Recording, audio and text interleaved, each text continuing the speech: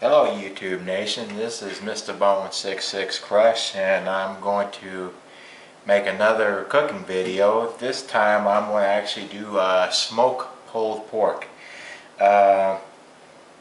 Before I even do it, I have to tell you one thing, that you're going to have a little bit of time with this. It's not one of these recipes you can make in 2 or 3 hours. You actually have to dedicate pretty well a whole entire I would say a good 16 to 20 hour cycle just to do it right. It's not labor intensive, it's time intensive. A lot of people think whenever you do a smoked pork that you just throw it out on the barbecue grill, turn it up to 450 degrees and let it go for about 2 hours. That doesn't work. I tried it the first time I did it, it didn't work, so I kind of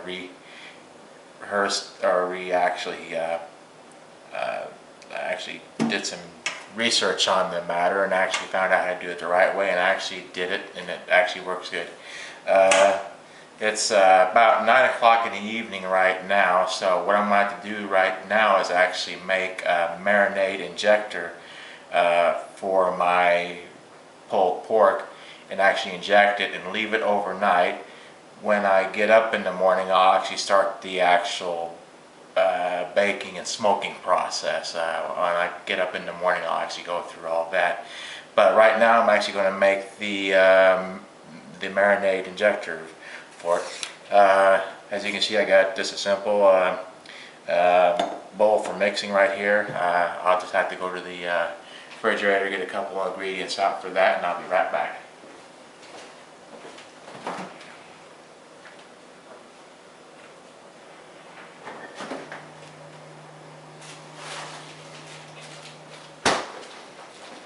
Okay, I'm back.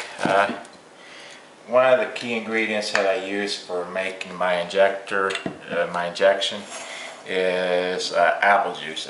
It kind of provides a little bit of acid, which kind of helps break down the actual meat, and it kind of adds a little bit of a fruity flavor to the actual meat itself. So I got this container here. I'll just go ahead and pour 1, 2, 3.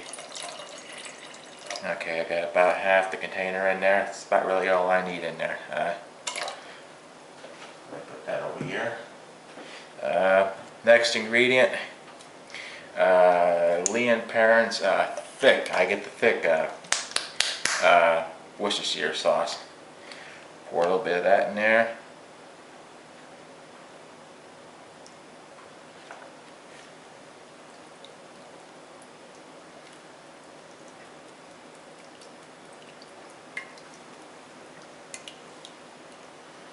And until I get about two or three good tablespoons in there. Okay. Over here. Next ingredient is about 2 tablespoons worth of Grey Poupon Dijon mustard.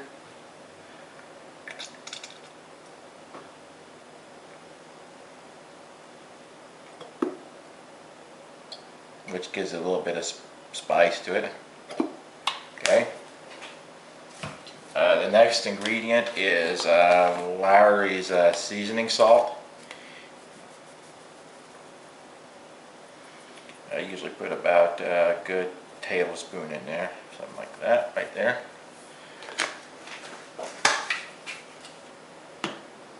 And the next ingredient I put in there is a little bit of red pepper.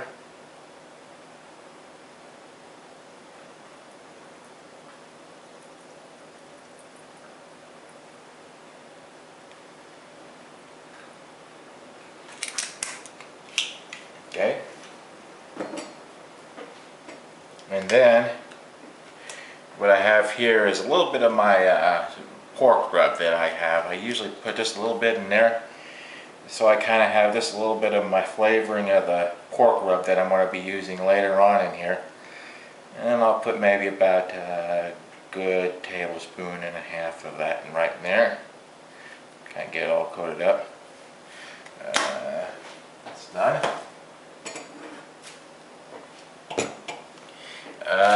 The next 2 ingredients that I'm going to be adding are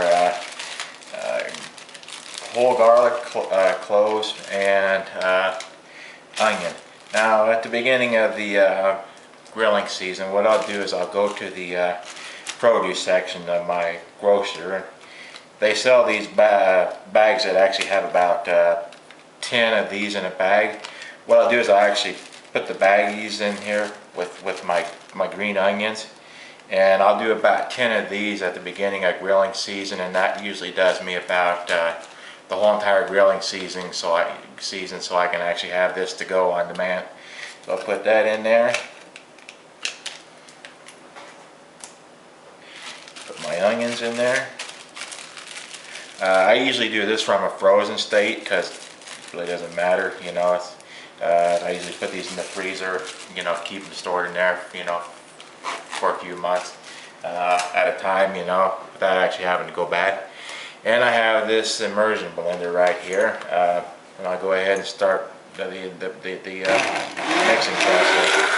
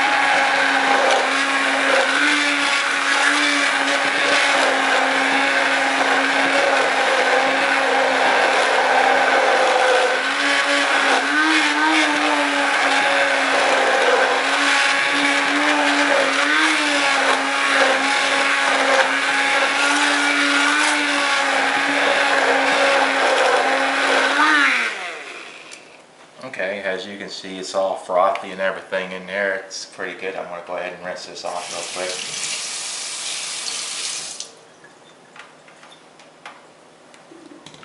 Let me go get a fork so I can actually test to see how good it is real quick. And as you can see by my fork action right here, I'm not getting any clumps of anything. So I'm pretty well set right now to actually start the injection.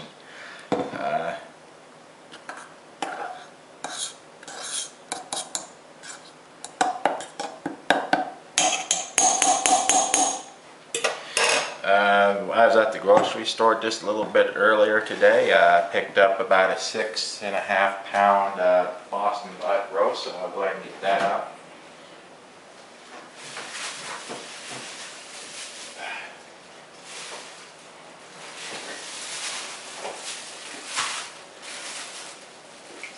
I have this piece of plastic right here I'm just going to use to kind of keep it off the countertop. And I'll go ahead and actually cut it right here, then I'll bring it back to you.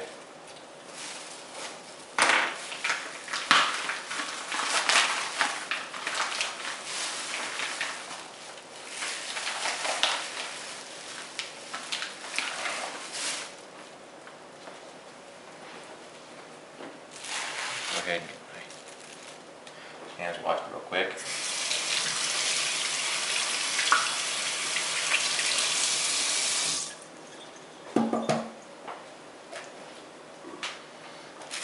Okay, on these Boston butt roasts, they call them a butt, but they really don't come from the butt. They actually come from the shoulder of the pig.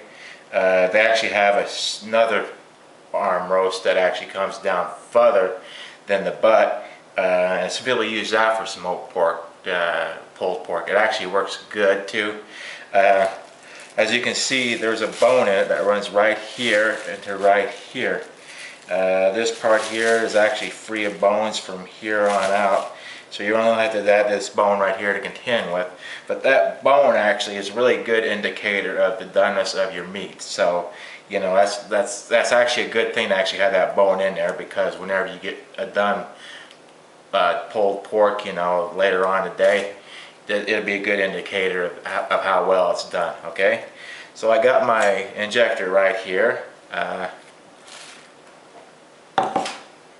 I got my rub right here. I mean my, not my rub, but my injecting mix right here. Go ahead and pull a little bit of that out.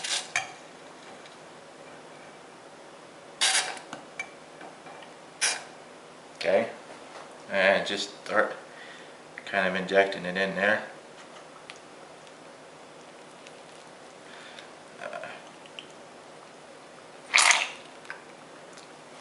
Now, this is not going to be the most neatest process of this, but what I'm going to do is trying to get some of them, you know, some of that stuff in there. You can see it starting to.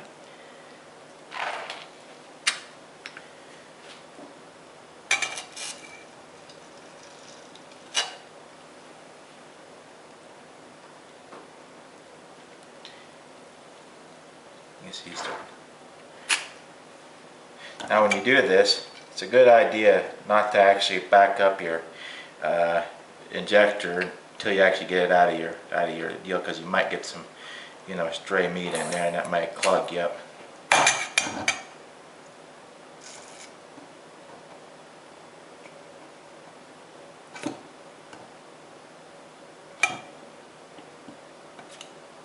Okay.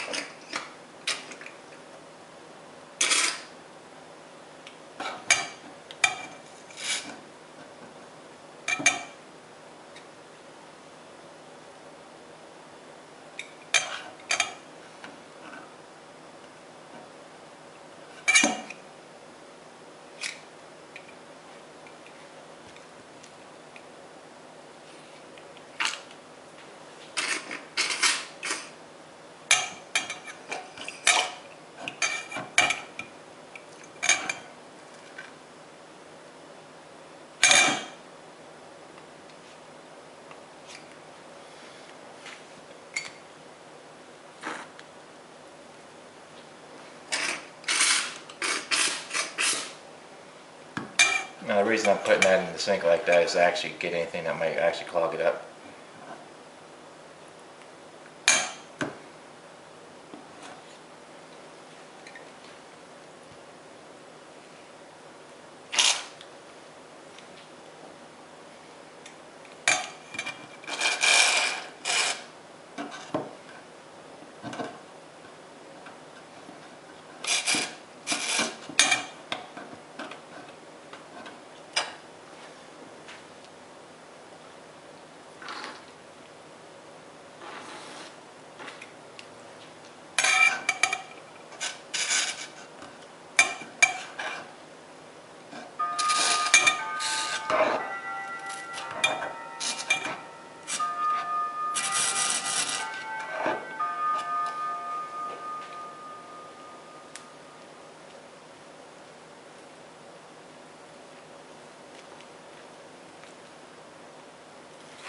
You really don't have to be scientific about this. You're going to get a little bit splurting that and that, what have you there, but that's all right.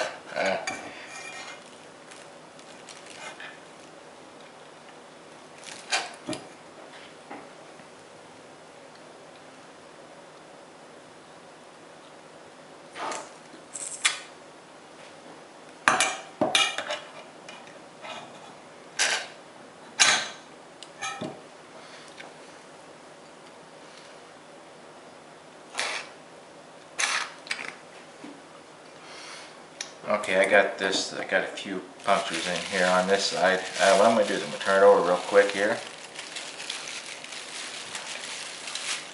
Okay, you can see the fat cap right here. I just more or less leave this kind of intact because it'll give you a nice little burnt bark, you know, as you get smoking. So I'm just going to inject it a few more times in the back side here.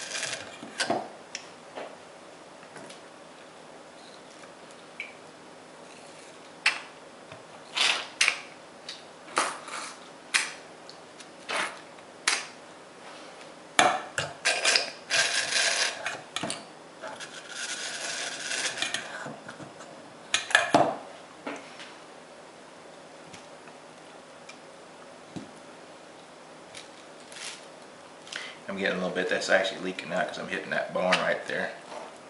That's alright. Alright, I'm done injecting it. Let me get my hands washed up real quick and I'll be right back.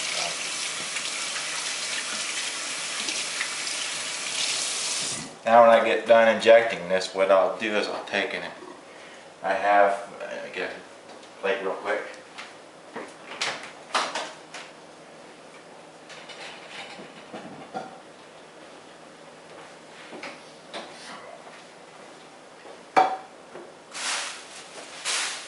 What I usually do when I do this injection deal is I went to one of my local stores and I got like 3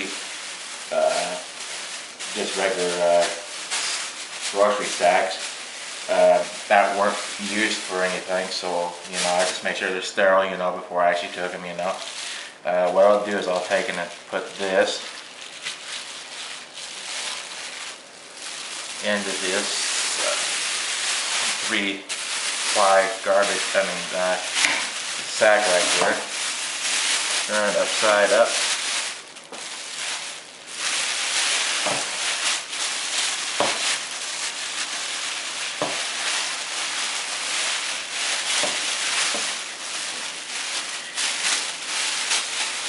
And what I'll do is I'll just pour the rest of this marinade injector right on top of this, just like this. Just let it go in there, kind of like slather in there. I got quite a few punctures in there, so it's going to seep in just a little bit. And I'll come in here at about 2 o'clock in the morning, turn it around and actually kind of make sure it's lathered up again of stuff. And I'll take the pulled pork from the butt here, right here. Put it on a plate. And I'll take it and put it on the lowest rack of my refrigerator.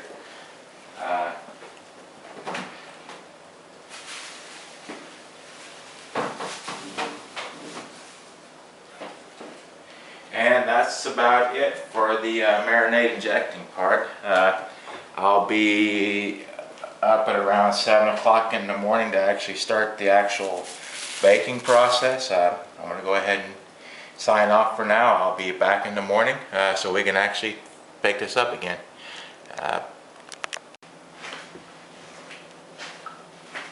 Hello YouTube Nation, this is Mr. Bowen, 66 Crush. Basically I'm continuing this video that I started yesterday. It's 8 o'clock in the morning. I put out my Boston butt last night at about 9 o'clock in the evening to marinate with the injection that I put into it last night. So I'm going to get started to get the final preparations for the baking process right now. I went ahead and got my Boston butt out of the refrigerator. Got it right here. There's a couple pieces of plastic wrap here. Well, I wish you can smell it. It smells good.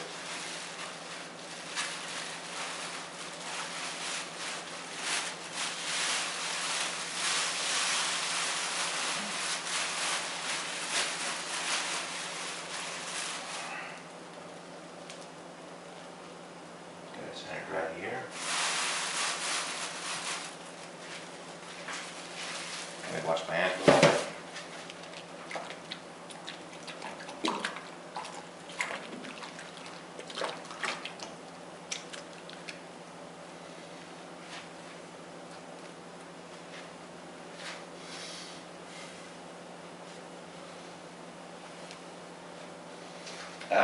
Basically, if you watched my video on how I did my barbecue ribs, basically I'm kind of doing the same kind of process from here on out that I used on my ribs, except for I'm just using a little bit more time.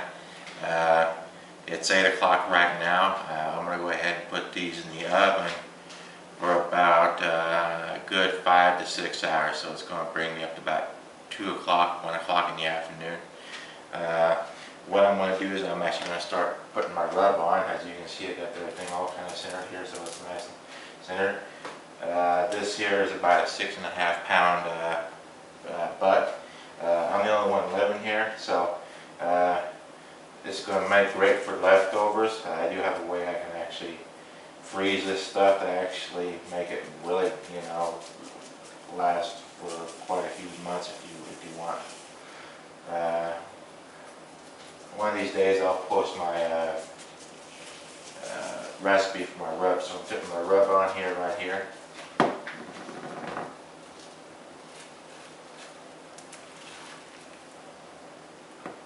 the side here.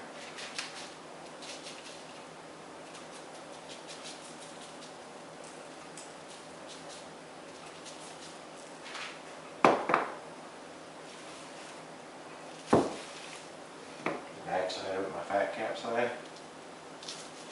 Now I was in the store yesterday and I seen Boston butt that actually had this fat cap over here. I actually removed. You actually want to keep that on there. What it does, it actually gives you a lot more moisture to work with as you're smoking, so you're not drying your meat out.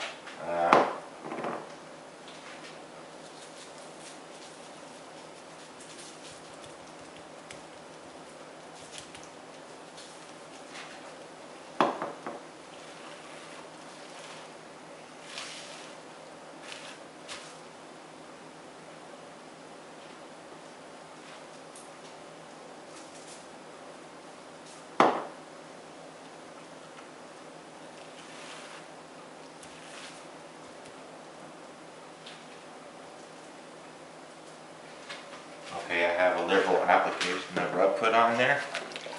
Wash my hands again real quick.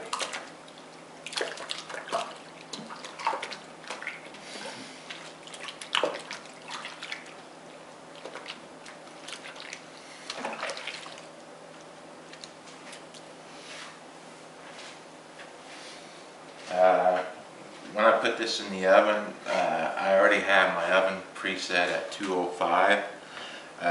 My rib application that I had last time, I put it in at about 225. This you want to actually just kind of give it as slow as heat as you can possibly give it. The reason I say that is because if you take it up too high, what will happen is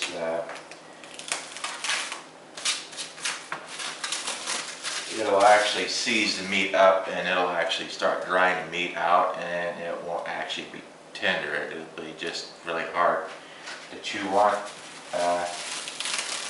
So I got this all done.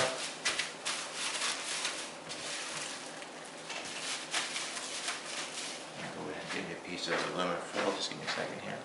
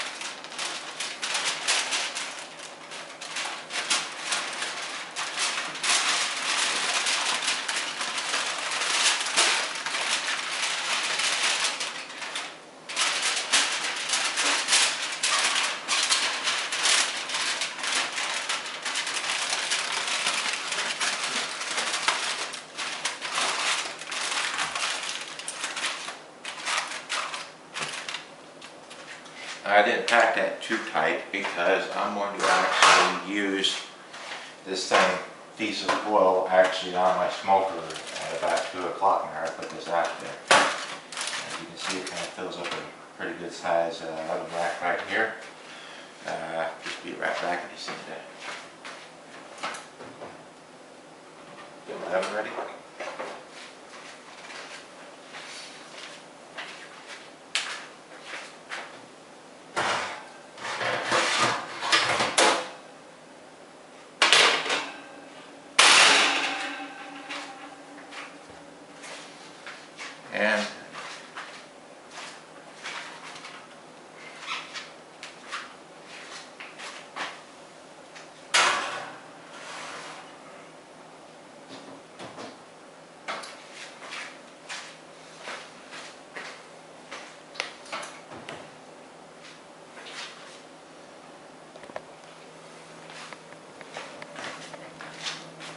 And as you can see, I have it in my oven right here. I put it right in the center rack. I popped my other rack out. Go ahead and shut it up and just let it go for up until about 2 o'clock. And I'll go ahead and start my prepping my grill about that time, and we'll go ahead and go from there then. Hello, it's about 2:45 in the afternoon. I just basically pulled my pulled pork butt out of the oven at about 15 minutes ago. Let it rest just a little bit. Just get it down to temperature just a little bit. I got it back in my smoker right now. I just basically got the firebox going. You can see the smoke is all coming out of all the ends of my barbecue. You can see it coming out the top here. Take a quick look at the meat inside real quick here. You can see the meat is actually cooking in there. Got it's all juices like I did my ribs. I'll just let this go for a little bit. Give you a little quick look inside my firebox real quick. You can see that's all some good old fire in there.